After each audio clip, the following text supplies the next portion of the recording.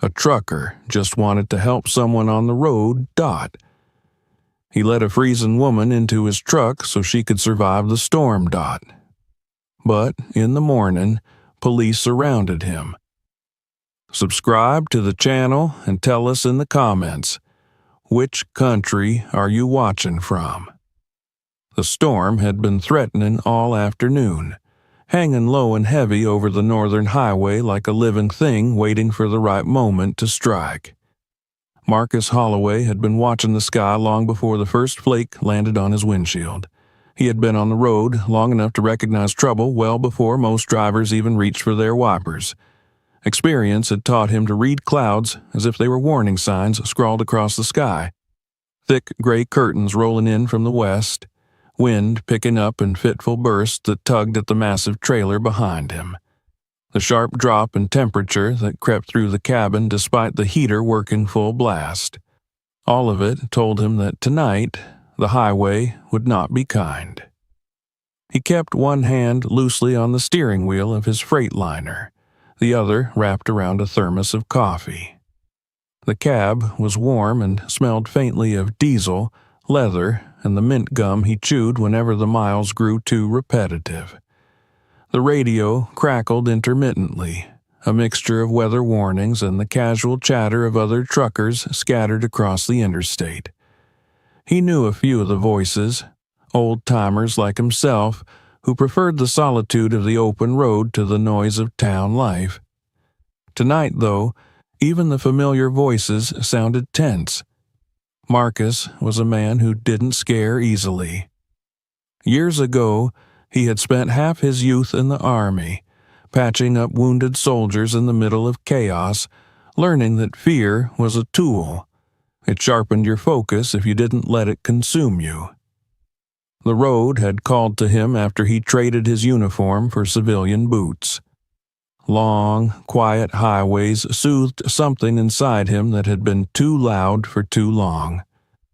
The hum of tires on asphalt became his heartbeat, the horizon his constant destination. He liked the sense of control, the self-reliance. It was a simple life, but simple did not mean easy. Tonight's cargo mattered. Several pallets of medical supplies destined for hospitals further north. Urgent shipments that could not be delayed without consequences for people whose names he'd never know. He had always taken pride in that. Deliveries that meant something. Lives that depended on a truck arriving on time. But storms didn't negotiate. By the time he reached the stretch of road running between two dense forest belts, snow had already piled thick on the shoulders. Wind swirled it into ghost-like spirals that whipped across the lanes, erasing the dividing lines until everything was nothing but white. His wipers struggled to keep up. Even on their highest setting, thick wet flakes clung stubbornly to the glass. The headlights carved a narrow tunnel through the storm, leaving him blind to anything beyond that fragile beam of light. He slowed to a crawl, jaw clenched. The radio came alive with another warning. Highway Patrol advising all commercial vehicles to clear the road at the next safe location. Multi-car accidents reported to the east. Zero visibility. Blinding drifts. He had seen storms like this swallow convoys whole. The decision was clear. No one survived a fight with weather like this. He checked his map. The nearest turnout was a few miles ahead, a forgotten rest stop where road workers once staged equipment. Now it was just an expanse of cracked asphalt and an old streetlight that flickered like a nervous heartbeat when the wind hit the wiring just right. Marcus had stopped there before on long hauls. Nothing around for miles except trees and the occasional deer that wandered too close to the highway. His rig rumbled over the icy shoulder as he eased off the interstate and into the ghostly stillness of the lot. Snow muffled everything, swallowing sound before it could echo back. He parked in the center, leaving room in case others arrived needing shelter. He set the brakes, the loud hiss of released air oddly comforting in the silence that followed. He reached for his phone, checking the radar. The worst of the storm was sweeping directly over his position. He calculated quietly in his head. If the storm passed by morning, he could still make delivery on schedule. He typed a brief message to his dispatcher, informing them he was off the road due to a closure. He expected a curt response chastising him about deadlines, but none came. Perhaps even dispatch understood that nature didn't care about delivery windows. Inside the cab, warmth pooled around him. He loosened his jacket and shifted his weight to stretch his legs. Outside, the wind howled louder, buffeting the truck hard enough to make it sway. Snow thickened on the windshield like a blanket drawn across the world. He poured himself another cup of coffee and took a careful sip. The metallic tang and bitter heat grounded him. No matter how long he'd been driving, waiting out a storm always tested his patience. The moments of forced stillness made him think too much about the past, about nights when waiting meant praying a helicopter would arrive in time, that the bleeding soldier in front of him wouldn't be another memory carved into his chest. He tried not to dwell on those ghosts. Tonight's danger came from the cold, not gunfire. Marcus zipped his jacket when the temperature dipped again. He needed to check the rig before settling in. Storms could freeze brakes, crack hoses, turn a roadworthy truck into a dead weight. Better to make sure everything was in order now than discover a problem in the morning. With a groan, he pushed open the door.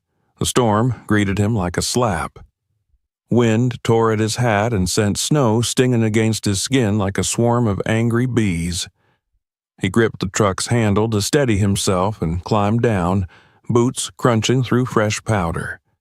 The beam of his flashlight cut a thin path through the storm, dancing as the wind tried to twist it from his grip. He moved slowly along the length of the trailer, running gloved hands along the metal, checking latches and tires. Each breath turned to frost before his face. His footsteps were swallowed instantly by the storm. The night felt endless and hostile, the kind of cold that made even strong men feel small. As he circled to the rear of the truck, something caught his eye, a shape beyond the halo of light from his flashlight. At first, he dismissed it as a trick of the storm. A dark lump in the snow could have been anything, a fallen limb, a buried rock, roadside debris. But something about it snagged at his instincts, a stillness too deliberate, a shape just too human. He narrowed his eyes, pulse ticking faster. He took a cautious step toward it. The wind roared in protest, but he pressed on. The light flickered over the mysterious mound. Snow swirled around it, trying to reclaim what it hid. When he bent closer, the breath froze in his lungs. It was a body. A woman lay half buried in the snow. Her hair, dark and tangled, fanned across the drift like spilled ink. Her skin looked ghostly in the weak light, lips nearly blue. She wore a dress entirely unfit for the weather, a shimmering fabric that clung to her knees, torn and dirty. Bare feet, purple bruises blooming across her arms and legs. Marcus dropped to his knees without hesitation. Training took over. He brushed away snow with quick, urgent movements. His fingers sought the pulse point beneath her jaw. For a moment, he feared the worst. Then, a flutter, weak but present. "You're still here," he murmured into the storm, though she couldn't hear him. He shifted her gently, cradling her weight against his chest. She was frighteningly light, like carrying an empty coat rather than a person. Her skin was stiff with cold, and every second spent outside drained her strength further. He pushed to his feet, muscles straining, and turned toward the pale outline of his truck. The trek back felt twice as long. Snow fought his every step, clutching his boots, trying to drag him down. He clutched her tighter, shielding her face from the wind as best he could. The truck's running lights became a distant beacon, guiding him through the swirling chaos. He reached the cab with a grunt of effort and wedged his shoulder beneath her to free a hand for the door handle. Once inside, blessed heat wrapped around them both. He laid her on the passenger seat, then hurried to strip away the snow and damp fabric clinging to her. He grabbed the emergency blankets from behind the seats and wrapped her tightly, talking softly to her, though she remained unresponsive. He rubbed her arms and shoulders gently to encourage circulation. Her breathing was shallow, but it was breathing. He flicked the heater to full and positioned the vents toward her. There was little else to do except watch and wait, hoping the warmth reached her core before hypothermia stole what little spark she had left. He studied her face. Even beneath the bruises, she was striking. High cheekbones, fair skin, long lashes trembling slightly as if she were fighting a nightmare he couldn't see. She looked too young to be alone in a place like this, too fragile to have survived long out there. The cold didn't care about fragility. As the minutes crawled by, her eyelids fluttered, a quiet gasp escaping her lips. She mumbled something he couldn't quite catch. Her voice, raw and cracked, drifted like a lost echo. He leaned closer, careful not to frighten her. "You're safe," he said quietly. "You're inside now. You're going to be all right." She didn't respond, slipping back into unconsciousness, but the fact that she'd stirred at all eased the knot tightening in his chest. Marcus sat back heavily in his seat, breath still ragged from the effort. The storm hammered against the truck, demanding attention, demanding acknowledgement of its power. But inside, for the first time since he'd left the highway, the cab felt like a refuge instead of a lonely outpost. He looked at the woman again, wrapped like a fragile parcel in blankets. Questions swarmed at the edges of his mind.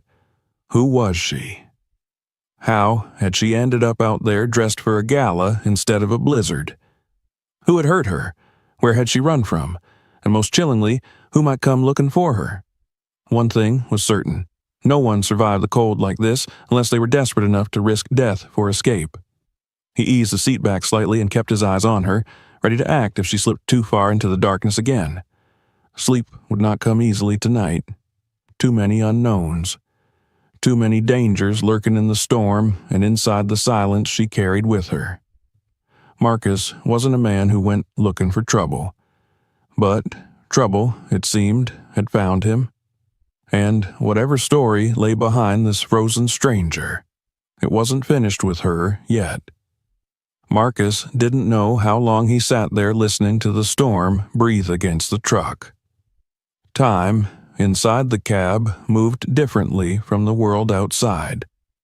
Minutes stretched and folded, swallowed by the relentless howl of the wind and the soft, fragile rhythm of the woman's breathing beside him. Each inhale she managed felt like a small victory against a force that wanted her gone. He watched her carefully, his fingers lightly tapping the steering wheel in a restless pattern he used to ground himself. The heater hummed, battling to warm the frigid air that seeped in through every seam of the truck's body. She stirred again, just a faint twitch beneath the blankets, but enough to jolt Marcus upright from where he had slumped. Her eyes cracked open, hazy and glassy, pupils struggling to adjust to the dim cabin lights. For a second, she stared at the ceiling, unfocused and lost. Then her gaze jerked toward him. Panic flooded her expression instantly. Her hands clawed at the blanket, trying to pull her knees toward her chest, shrinking into the seat like a cornered animal. "Hey," Marcus said, keeping his voice low and steady, palms raised to show he wasn't a threat. You're safe here. You're inside my truck, out of the cold. I found you outside, lying in the snow, just trying to help." She blinked rapidly, chest rising and falling too fast. Her lips trembled, the words trapped behind fear and chattering teeth. Tears welled at the corners of her eyes, not from sadness, although he could guess there was plenty of that, but from the shock of survival, of waking somewhere unexpected, somewhere unfamiliar. The wind slammed against the side of the truck, and she flinched violently, as though expecting a door to burst open or someone to drag her back into the dark. Marcus glanced out the windshield, assuring himself there was still nothing but the angry weather out there, then turned back to her.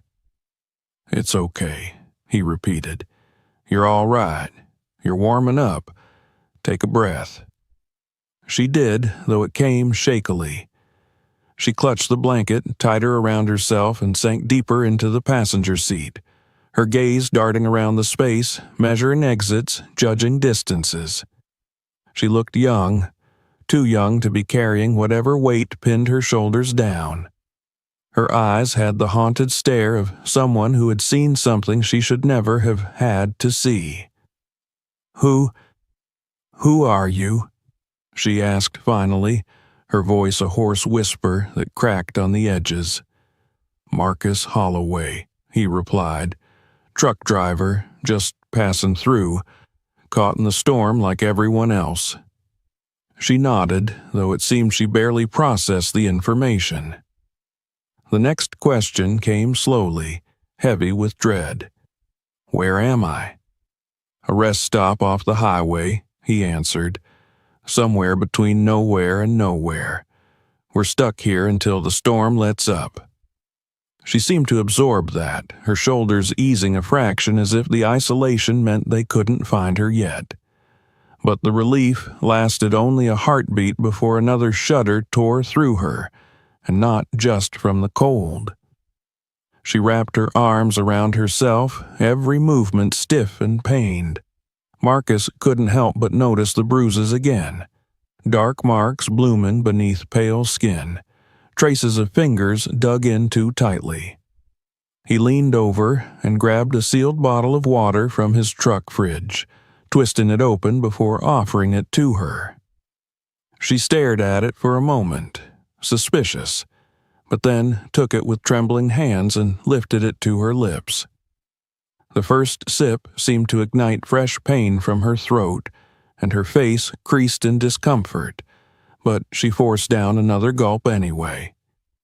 When she lowered the bottle, her eyes found him again, wide and searching. "How long?" she asked. "You've been here maybe an hour," Marcus said, "but I don't know how long you were outside before I found you. You were half buried. Another few minutes and, well, let's just say it was close." Her jaw clenched. He saw something flash behind her eyes. Fear, yes, but something else too. Anger. The kind that comes only when survival gives someone permission to feel again. "I can't stay here," she whispered. It wasn't a request or a plea, it was a confession. "They'll come for me." Marcus stilled. He hadn't asked yet, hadn't wanted to push her. But now the question surfaced whether he liked it or not. "Who?" he asked. "Who's looking for you?" She looked away, jaw flexing as if she were fighting herself. Silence swelled between them. He waited patiently. People only spoke about nightmares on their own terms. Finally, her lips parted. One sentence slipped out, barely loud enough to hear. "Bad people." Marcus didn't push for more. Not yet. Instead, he reached behind the seats and retrieved a dry sweatshirt and sweatpants. Soft, oversized, worn from years of wash cycles. He placed them gently beside her. "These should help," he said. "You can change in the sleeper. Door locks from the inside. You'll have privacy." Her eyes flicked to the small curtain behind the seats that concealed the narrow bunk. She hesitated, then shifted, trying to stand. She winced sharply as her bare feet hit the floor, cold and bruised. Marcus immediately glanced away to give her space, keeping his focus on the storm outside the windshield while she gathered herself and disappeared behind the curtain. He listened, the faint sounds of clothing rustling, fabric sliding against skin. He stared into the white abyss outside, restless thoughts creeping in. He had no idea what he'd stepped into. Anyone wandering alone in a blizzard dressed for a ballroom wasn't running from something simple. Danger hovered around her like a second shadow, and by bringing her inside his truck, he might have just invited it to his doorstep. When she emerged again, wrapped in his clothes that engulfed her small frame, her hair damp and tangled against the collar, she looked slightly more human and slightly less ghost. She clutched the blankets close as she sat back down, avoiding his gaze. "Thank you," she said quietly, "for finding me." He nodded. "No trouble." She inhaled deeply, then spoke again, voice still fragile. "I didn't mean to bring you into anything. I didn't know where else to go. The snow. I thought maybe I could make it to the road, get help. But I got lost. Everything was white. I thought if I stopped moving, I'd—" She broke off, squeezing her eyes shut. "I didn't want to die out there." "You didn't," Marcus said. "You held on. That counts for something." She opened her eyes and looked at him, really looked at him, for the first time, as if trying to decide whether he was someone she could trust, even a little. "I shouldn't be here," she repeated, softer now, but with growing conviction. "It's not safe. Not for me. Not for you." Marcus settled deeper into his seat. "Safer than being outside," he said. "Storm's not letting up anytime soon. Roads are closed. Nobody's going anywhere tonight." Her breathing hitched. She stared at the dashboard like she could see the danger creeping up through the electrical wires. "You don't understand," she whispered. "They'll look for me everywhere. They already are." Marcus rubbed his thumb along the ridge of his thermos. He had questions, so many questions, but he could feel the weight pressing down on her, and he recognized that weight. He had seen soldiers return from missions with that same rigid posture, that same hunted look. Trauma made people choose their words like landmines. "Whenever you're ready," he said. "You can tell me what you want, or nothing at all. For now, just rest." Her throat bobbed as she swallowed. The tension eased slightly from her frame, as though being given permission to not relive everything all at once offered a small measure of relief. She tightened the blanket around her shoulders and stared through the windshield into the white abyss beyond. The hours crawled by. The wind finally began to weaken, shifting from an angry roar to a steady hiss. The snowfall slowed, but visibility remained poor. The cab stayed warm and dim, a pocket of refuge floating in a frozen wasteland. Marcus kept an eye out for headlights or movement on the interstate, alert for signs that the world was waking again. Whatever awaited them when the storm passed didn't feel like something either of them could escape without consequence.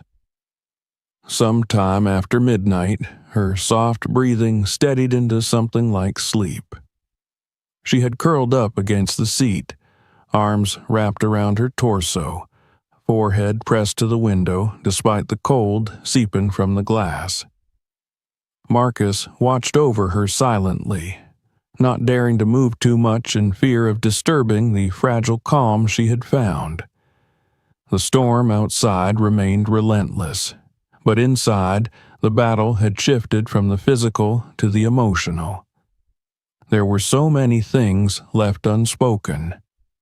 The bruises, the terror, the impossibly glamorous dress, the way she reacted to the thought of being found. Each unanswered question sat like a silent alarm in the back of his mind. Eventually, Marcus allowed himself to lean his head back and close his eyes. Only for a moment, he told himself. just until she breathed a little easier, just until exhaustion stopped tugging so hard at his muscles. He would stay alert. He would watch over her. No night was going to claim someone he'd pulled back from death's edge. He drifted in and out of shallow dreams, memories of sand and heat and sirens giving way to snow and headlights and the shape of a woman lost in a storm. The cab creaked occasionally as wind dragged across the metal skin of the truck. The heater clicked on and off, maintaining the balance between survival and frost. It was a sound that woke him. Not the storm, not the cold, something sharper, something deliberate. A car engine. Not the distant rumble of a semi on the highway, not the groan of snowplows cutting through drifts. This was closer, sleeker, searching. Marcus jerked upright, every muscle instantly alert. The headlights of a low vehicle swept slowly across the lot, their beam slicing briefly through the fogged edges of his windshield. He held his breath as the lights passed once, then again, slower. The vehicle wasn't stopping, but it wasn't driving normally either. It was hunting. He turned his head just enough to see the woman stir from her sleep. Her eyes snapped open, instantly alert, body stiffening. She looked towards the faint glow sweeping the edges of the parking area, and her breath hitched, terror bursting to the surface like a long-held scream. "No," she whispered. "No, no, no." Marcus put a finger to his lips, gesturing for silence. The truck's engine was still running low for heat, but he turned off every auxiliary light he could, plunging the cab into near-complete darkness. The only glow came from the faint amber display of the dash. The car headlights paused at the far end of the lot, lingering as if sniffing the air for something familiar. Then, slowly, the vehicle turned back toward the road. Tires spun against the snow, and then the headlights faded away into the white curtain of the storm. The woman's breath trembled like a fraying thread. "They're looking," she whispered. Marcus didn't argue. He didn't lie. The truth was obvious in the tracks left behind by tires that had no good reason to be out here. He took a long breath, steady and calm. "Whoever they are," he said, voice low and firm, "they didn't find you. Not tonight." She shut her eyes again, tears clinging to her lashes. Relief didn't soften her fear. If anything, it sharpened it. Because now she knew for sure that the world outside hadn't forgotten her. It wasn't done chasing her yet. Marcus looked back toward the road, his jaw set. He didn't understand the full picture, but he understood one thing with complete clarity. He had saved her life once, and if what he suspected was true, he might be called on to save it again.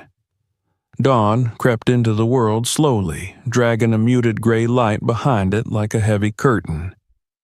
The storm had tired itself out sometime before sunrise, leaving behind a landscape smothered in silence and snow so deep it swallowed everything up to its knees. Marcus woke to that silence first, that eerie stillness that follows a night of chaos. The heater hummed steadily, filling the cab with warm air that smelled faintly of winter and diesel fuel. He blinked away the remnants of restless sleep and looked toward the passenger seat. The woman slept curled up in his sweatshirt and sweatpants, clutching the blanket like a shield. Her breathing had steadied through the night, but her brow was furrowed even in sleep. Trauma etched its presence on the body in ways no voice could articulate. Marcus watched her for a moment, feeling a strange protective instinct settle deeper into his bones. He had done what any decent person should do, pulled someone out of the jaws of a blizzard, but the situation felt far from resolved. Last night's headlights still haunted him like a warning. He stretched stiffly and exhaled. The roads might reopen soon. Transport would resume and he could get her to the nearest hospital or safe location. Maybe even convince her to contact someone she trusted, someone who could help. That small hope flickered in him, offering temporary relief.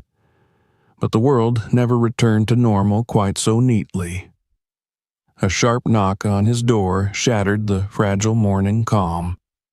Marcus stiffened, instincts snapping him awake faster than any caffeine ever could. He glanced quickly at the woman, still asleep, and motioned for silence even though she hadn't stirred. Another knock came, harder this time, followed by a voice muffled by glass and cold air. "Sir, step out of the vehicle." Marcus recognized the clipped tone of authority instantly. Police. He raised his hands slowly, palms facing outward, and cracked the door open just enough to speak through it. "Morning, officer," he said, his voice steady despite the jolt of nerves in his gut. "Everything all right?" "Step out of the vehicle," the officer repeated, firmer now, hands visible at all times. Marcus obeyed. He swung down into the snow, boots crunching through the top layer. A blast of freezing air slapped him in the face, and he pulled his jacket tighter as he took in the scene around him. 4 police cruisers had boxed his rig in from different angles, their red and blue lights scattered across the snow, refracting off the drifts in jagged streaks of color. Officers stood near their doors, hands hovering near holstered weapons, eyes trained on him like wolves tracking prey. He raised his arms instinctively, calm but alert. "What seems to be the problem, officers?" he asked. The one who'd called him out stepped forward. His uniform was stiff with frost around the collar, his face hardened by years of authority. Snow clung to the brim of his hat as he narrowed his eyes at Marcus. "You traveling alone?" he asked. Marcus hesitated. Just a heartbeat. But it was enough for the officer's hand to inch closer to his holster. He swallowed. "No," he said. I picked up someone last night. She was out in the storm, nearly frozen." The officer exchanged a look with one of the others, a silent signal. Something passed between them, confirmation of a suspicion Marcus didn't yet understand. "We need to speak with her," the officer said, already moving toward the passenger side of the truck. Marcus stepped instinctively into his path, not aggressively, just enough to force a pause.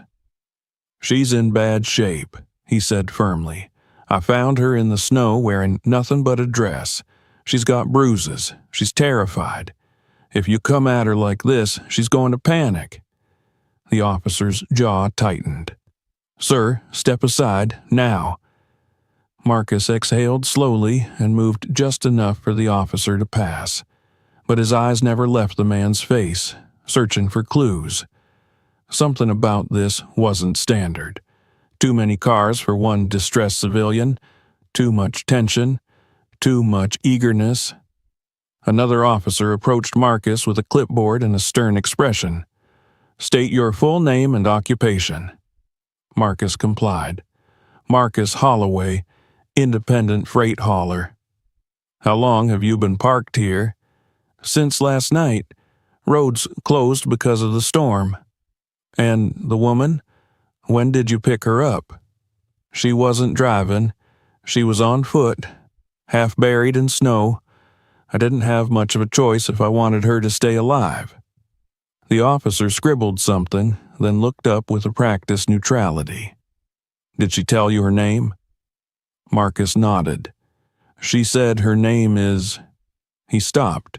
He realized sharply that she never actually told him. He only assumed. "She didn't tell me," he corrected. "Not fully."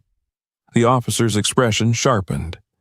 "So you harbor a stranger in your truck and don't ask any questions?" Marcus's shoulders tightened. She was freezing to death. Questions seemed like a luxury. The officer grimaced at the answer, as if its logic only annoyed him further. Before Marcus could add more, the passenger door swung open. The woman stood there, framed by the cold morning air, wrapped in blankets like makeshift armor. Her eyes widened in alarm as she saw the police. So many uniforms, so many guns, and she stumbled back into the cab instinctively. 2 officers reached for her, each grabbing one of her arms. She yelped, twisting, trying to wrench free. "Let me go, please!" Her voice cracked, terror lacing each word. "You don't understand. They'll find me." "Ma'am," one of the officers cut her off, tone condescendingly calm. "You are safe now. We just need to verify a few things." "Safe?" she cried, eyes wild. "I'm not safe. You have to let me." "Ma'am," the officer barked, voice sharp enough to freeze her mid-sentence. "Stop resisting." Marcus felt his hands curl into fists involuntarily. "What are you doing?" he demanded, stepping forward. "She hasn't done anything." "Sir, back up," the officer holding the clipboard ordered. "This is official business. We have reason to believe this woman is connected to a criminal investigation." Marcus's chest grew tight. The woman strained against the grips holding her, tears spilling down her face. "I didn't do anything," she gasped. "Please, you have to listen. There are people out there, bad people, and they're going to kill me." The officer turned her toward the squad cars. The wind whipped her hair across her face as she fought to breathe through her panic. "Ma'am, you have the right to remain silent," the lead officer began. "Anything you say can and will be used against—" "No!" she screamed, her voice cutting through the icy morning air like a blade. "Please, you have to believe me." Marcus's heart pounded wildly. Every instinct in him, every part honed from war and long nights on the road, screamed that she was not a criminal. She was running, terrified, hurt, hunted. "Hold on," Marcus shouted. "At least tell me what she's being accused of." The officer paused, annoyance flashing across his features. "She is wanted for questioning in connection with a violent crime at a private residence. We also have reports that she may have been abducted or is under duress." "Which one is it?" Marcus snapped. "Is she a suspect or a victim?" The officer's lips thinned. "We'll let the detectives sort out the details." Marcus stepped again between them and the patrol car, cold air burning in his lungs as he positioned his body as a barrier. "You should treat her like someone who needs help," he insisted, "not like someone you've already judged guilty." The officer approached him slowly, eyes narrowing. "Sir, interfering with law enforcement will result in your arrest." "I'm not interfering," Marcus said, though his muscles tensed, ready to do exactly that if forced. "I'm asking questions. Questions you should be willing to answer if your intentions are good." For a moment, the officer hesitated. The snow crunched under boots. The air thickened with tension.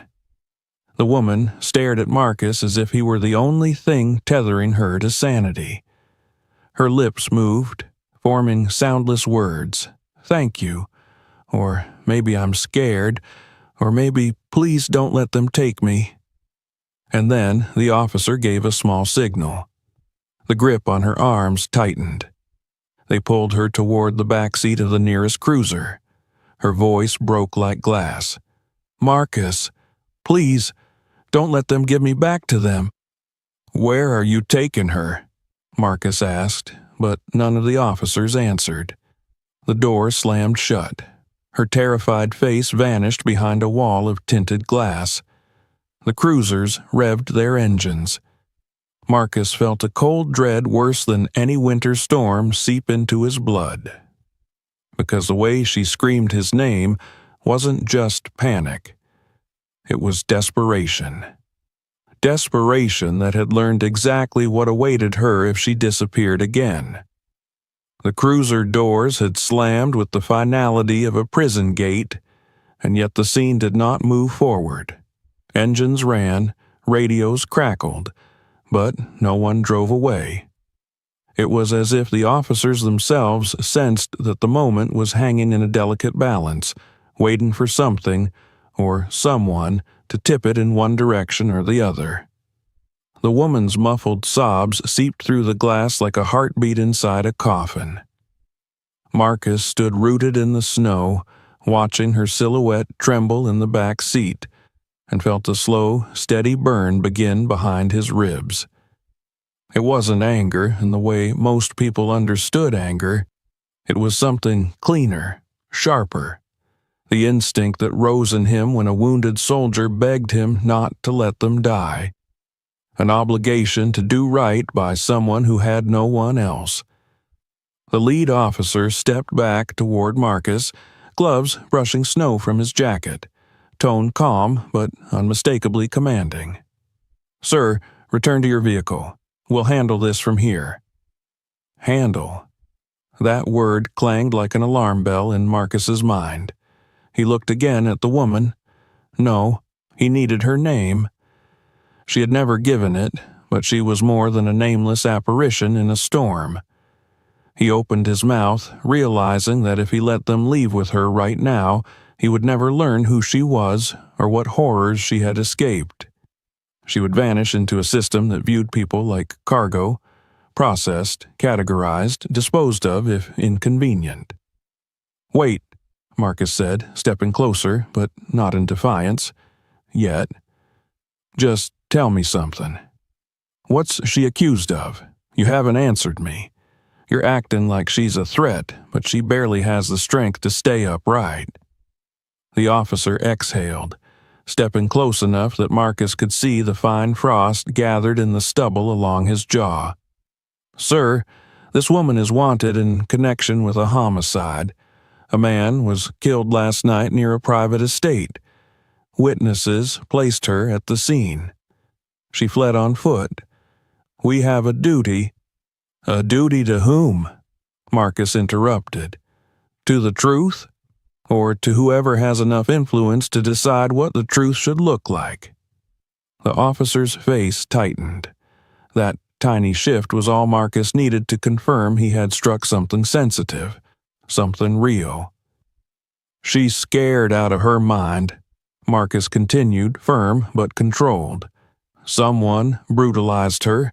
Whoever hurt her might be the same person you think she hurt. Doesn't that matter?" The officer's silence said both yes and no. The law didn't operate on intuition.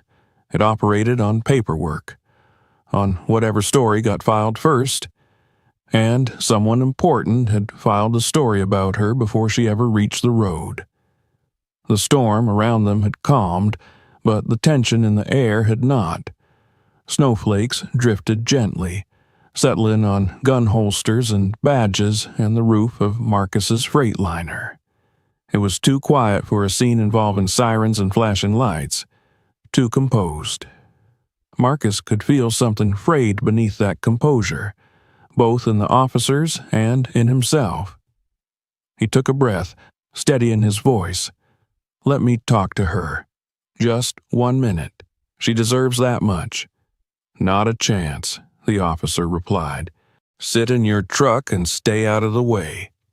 "My truck," Marcus repeated, meeting the man's gaze. "Under my responsibility. And until there's a warrant for her arrest, you don't get to drag her away like she's property." The officer's posture stiffened.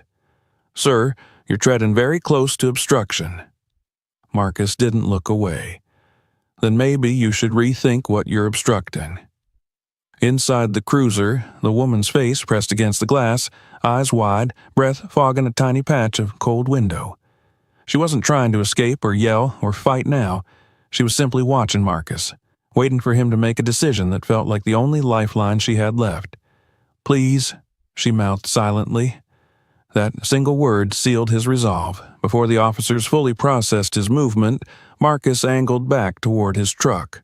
They shouted after him, but he wasn't fleeing. He was reaching.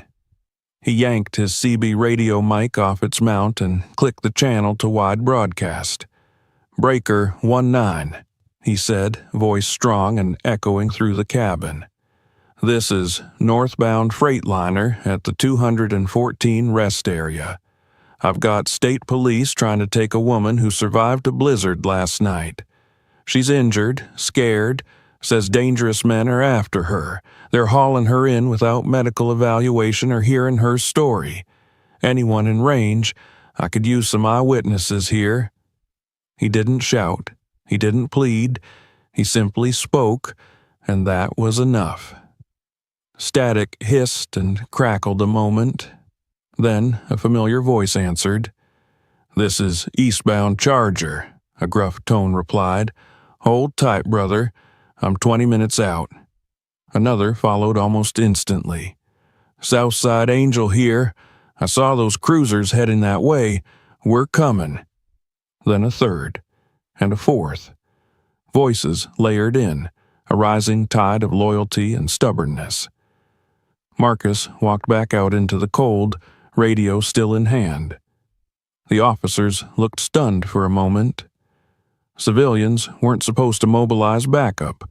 Civilians were supposed to shrink when badges barked commands. "What did you just do?" the lead officer demanded.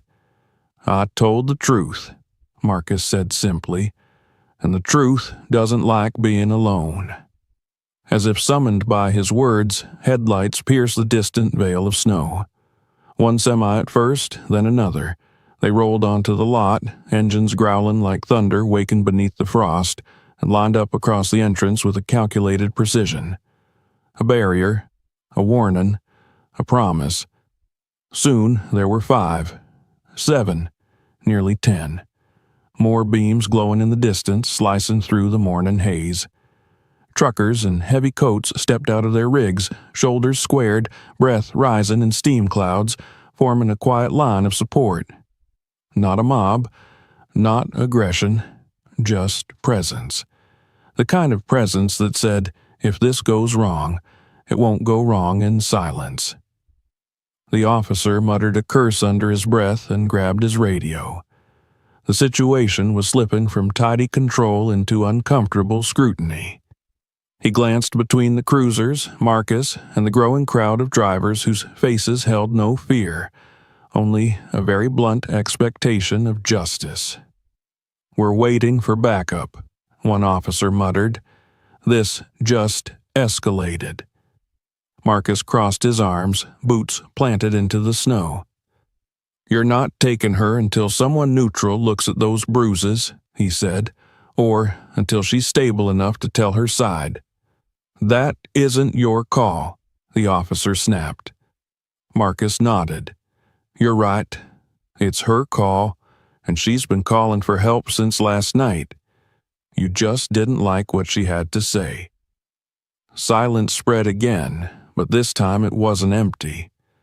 It was full of judgment, of doubt, of conscience waking in men trained to avoid it. Inside the cruiser, the woman's sobs softened. For the first time since the storm swallowed her, she didn't look like she was vanishing.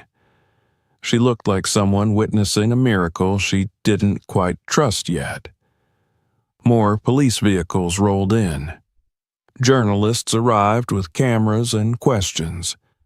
When a paramedic team appeared and insisted on checking her injuries before any transport, the balance finally tipped. The officers had no logical reason to deny care that was clearly necessary. The lead officer's stiff shoulders fell a fraction as he stepped aside and allowed the medics to open the cruiser door. The woman clung to her blanket as a medic gently examined her arms. Finger-shaped bruises, some fresh, some older, a split lip, laceration near her ribs. "Defensive wounds," the medic murmured, not bothering to hide his opinion. The cameras caught his every word. The lead officer looked at Marcus again. Not with anger this time, with understanding, with reluctant respect. "You put yourself in the middle of something big," he said quietly. "If she's telling the truth, you made the right call." "And if she's lying?" Marcus asked. "Then you still made the right call," the officer admitted. We don't get to prejudge the terrified. The woman stepped out of the cruiser, flanked by medics. Her knees nearly buckled when her boots hit the snow, but Marcus was there before anyone else could react. He steadied her gently, one hand hovering near her shoulder so she could reject the help if she wished. She didn't. Her fingers curled into his sleeve, anchoring herself to the one constant that had guided her through the worst night of her life. "You came back," she breathed. "I never left," he answered. She looked up at him, eyes still raw, but for the first time filled with something faintly resembling hope. The convoy of trucks stood like silent guardians behind them. One of the drivers lifted his hand in a casual salute. Marcus returned the gesture with a nod.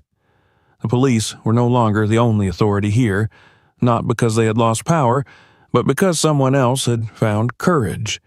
And now the woman was no longer just someone fleeing danger. She was someone worth fighting for.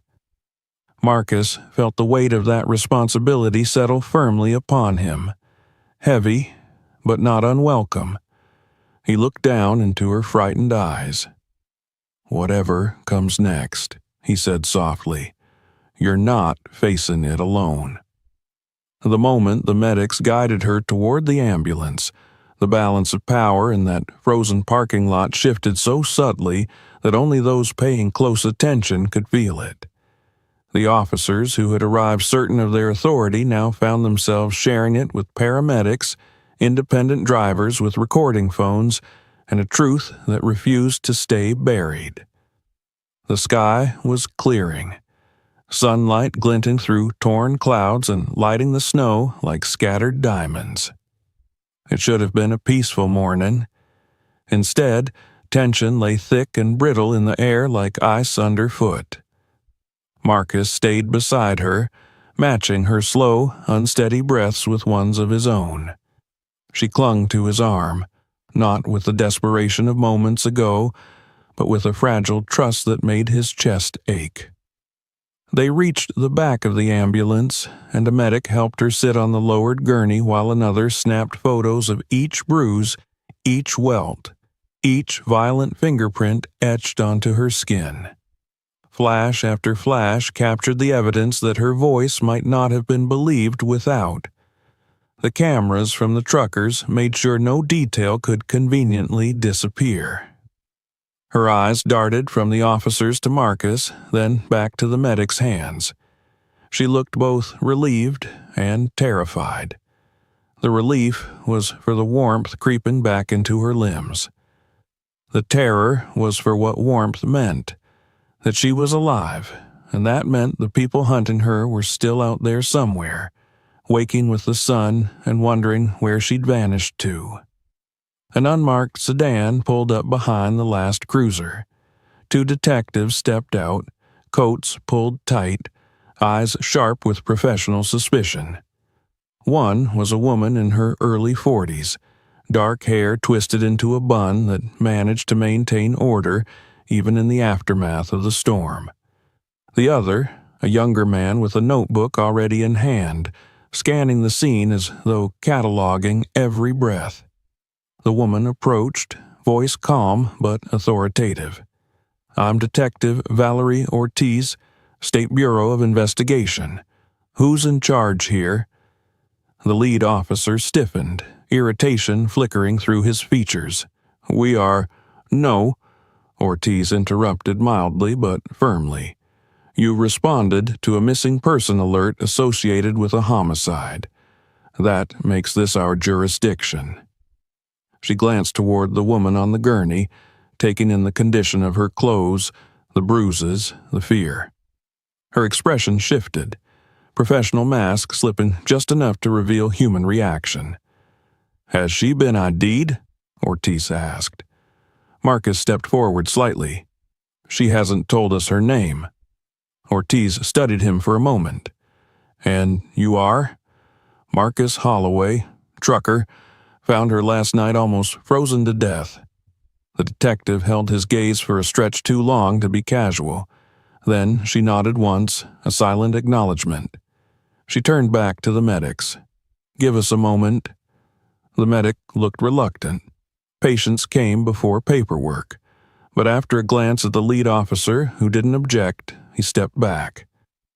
Detective Ortiz crouched beside the woman, keeping her voice gentle. "Can you tell me your name?" There was a long, jagged pause. The woman's breath hitched again, not from cold, but from the vulnerability of the question. Names had power. Names could be traced. Names could be used against you. She swallowed hard, eyes flicking to Marcus, as if asking whether she should trust these new strangers. Marcus nodded once, slow and sure, giving her permission to hold on to the bravery she'd shown just by surviving. "Emily," she whispered, voice frayed but clear, "my name is Emily Carter." Detective Ortiz wrote the name down, her movements steady. "Emily, do you know why the police are looking for you?" Emily's fingers knotted into the blanket, but she forced her voice to cooperate. "They think I killed someone, but I didn't. I swear I didn't." "Then what happened?" Ortiz asked. Emily stared at some invisible point beyond them, as if watching the memory unfold where the snow started. "There was a party," she said, "a fundraiser, a senator and his investors.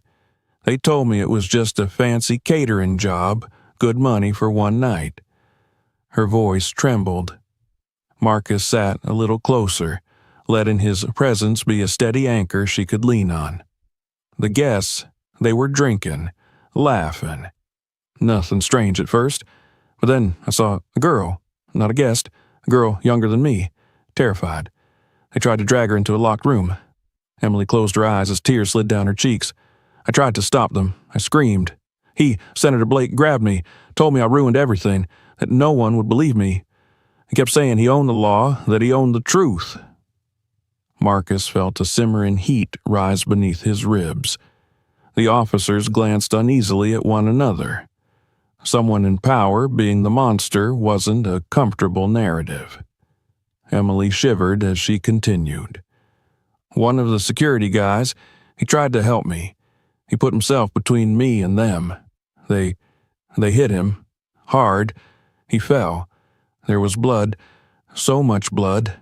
Her voice collapsed. "I didn't kill him. They did, but they said it would be my word against theirs. That they'd bury me so deep the world would forget I ever existed." Detective Ortiz's face hardened. Not disbelief, but the expression of someone adding up puzzle pieces that formed a picture she'd suspected existed long before anyone dared to confirm it. "So you ran," Ortiz said. "I ran," Emily breathed. "I grabbed the girl's coat, just to keep warm. I ran into the woods and didn't stop until the snow swallowed me." She wiped her eyes with the back of her hand. Her grip on Marcus tightened, as though afraid he'd disappear too if she let go. "And now they're looking for me," Emily finished. "Not to bring justice, to erase me." Detective Ortiz stood, jaw set. "We'll verify your story, but I can tell you right now, Emily." She glanced at the cameras trained on them, at the line of trucks forming a protective barricade. Someone just lost their ability to tamper with the truth quietly. Marcus exhaled, tension finally releasing from his shoulders. Emily looked up at him, the faintest ember of hope flickering behind her exhaustion. The younger detective approached Ortiz and whispered something urgently into her ear. Ortiz's expression sharpened. She turned back to Emily. "Did anyone else know you were in danger?" she asked quickly. Emily blinked, confused. No one I could trust." The younger detective's voice carried across the snow. "Dispatch just got a call from headquarters. Senator Blake is demanding immediate custody of the witness." The word custody hung in the cold air like a poisoned blade. Officers exchanged glances. The medics froze mid-movement. Emily's breath stopped.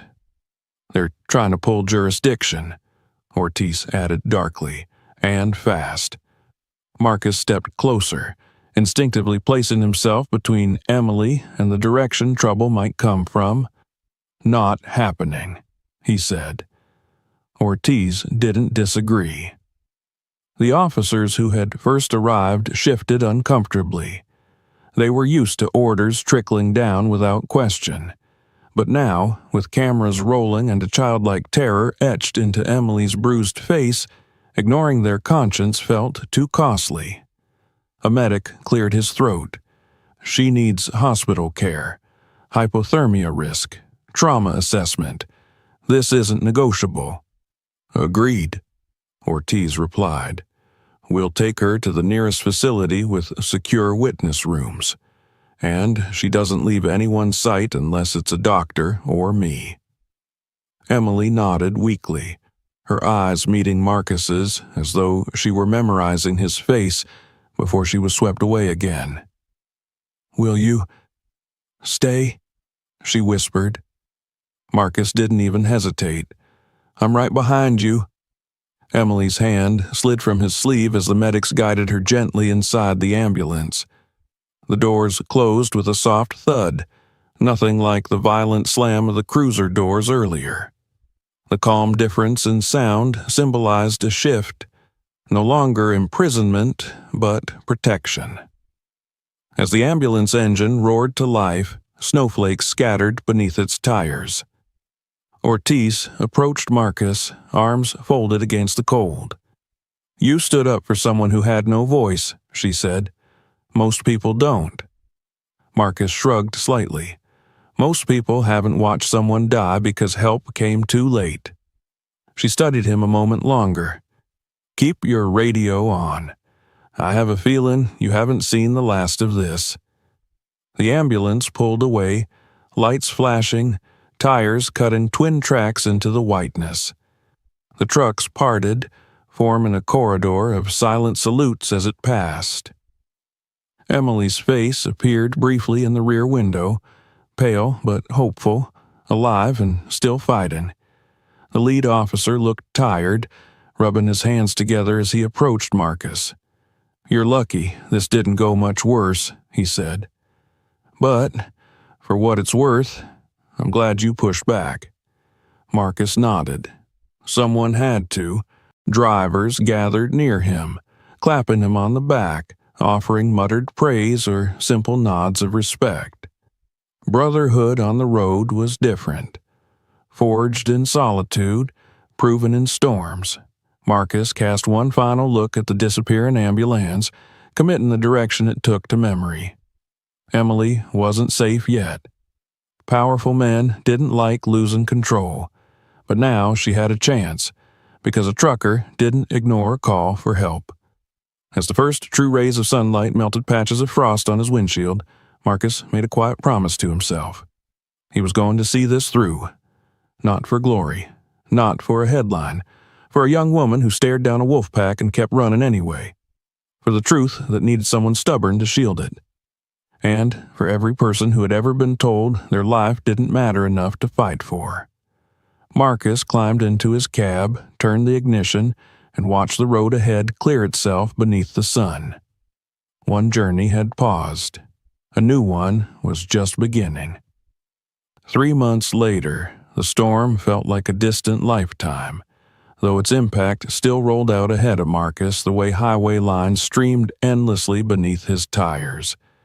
Winter had loosened its grip on the plains, and spring now grazed the edges of the interstate with soft shades of green.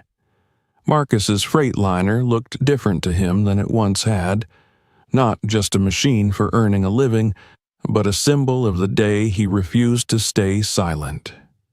The day he chose a stranger's truth over his own convenience. The morning he stood his ground when the right thing to do was the hardest option in front of him.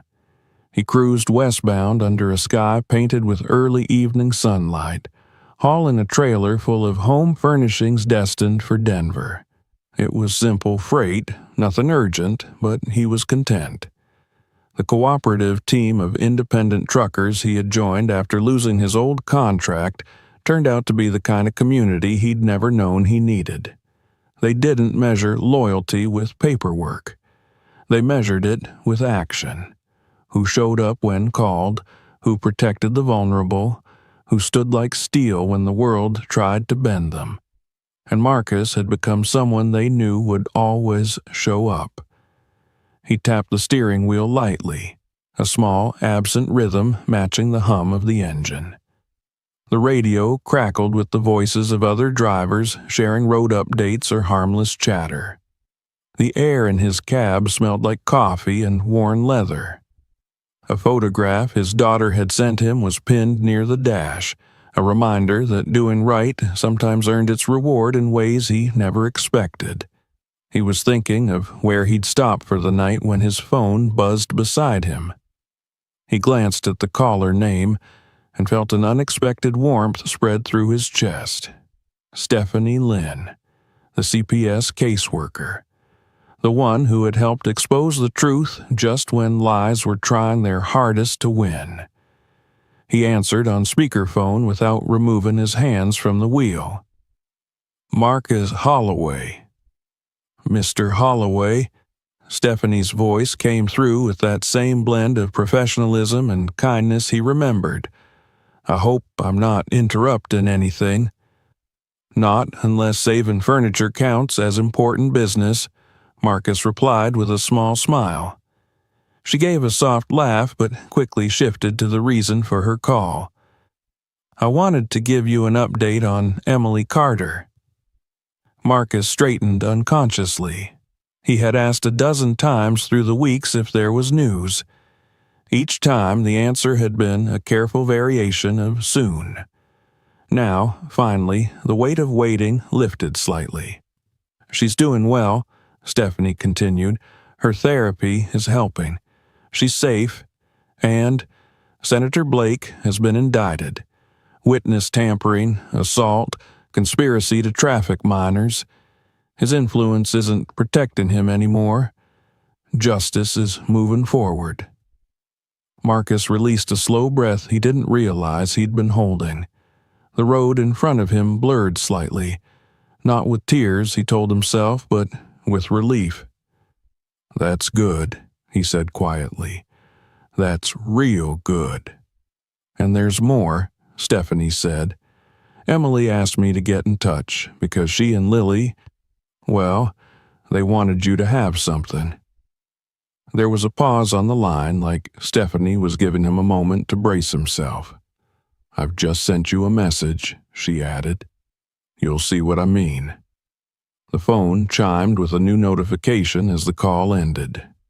Marcus tapped the screen at the next straight stretch of highway. A photo opened. Emily stood beside a quaint little house with a picket fence, sunlight catching strands of her hair as she smiled. Truly smiled for the first time since he'd met her.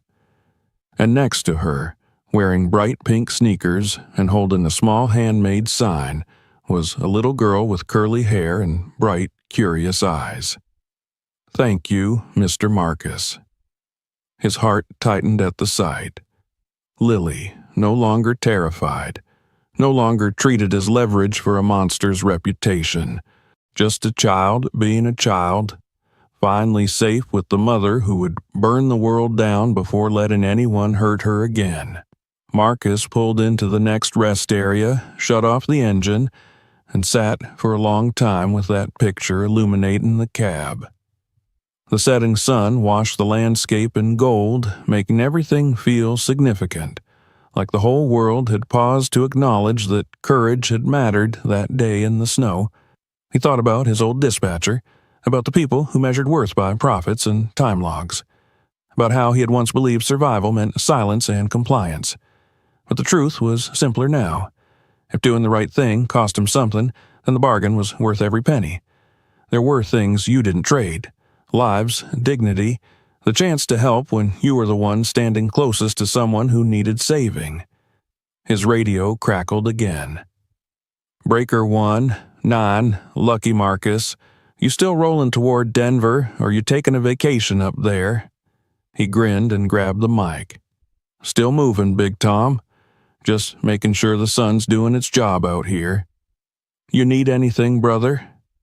Marcus looked again at the photo on his screen. Emily and Lily, alive and free because he hadn't turned away. "No," he said, voice steady. "I think I've got everything I need." He eased the rig back into gear and merged onto the road, the horizon stretching wide and open before him. The evening light reflected off chrome and glass, turning the truck into a shimmering arrow aimed toward the future. The past hadn't been erased. The ghosts of that storm still visited sometimes. How could they not? But their voices had softened. They came not to accuse him, but to thank him for not making the choice that would have haunted him forever. Miles rolled beneath him like pages turning, and the road, endless, winding, alive, welcomed him onward. Somewhere behind him, a little girl named Lily slept without fear. Somewhere ahead, more roads waited, more miles, more choices. Marcus pressed the accelerator gently. He would face all of it with no regret. Because a man who can live with his choices has already won the hardest battle there is.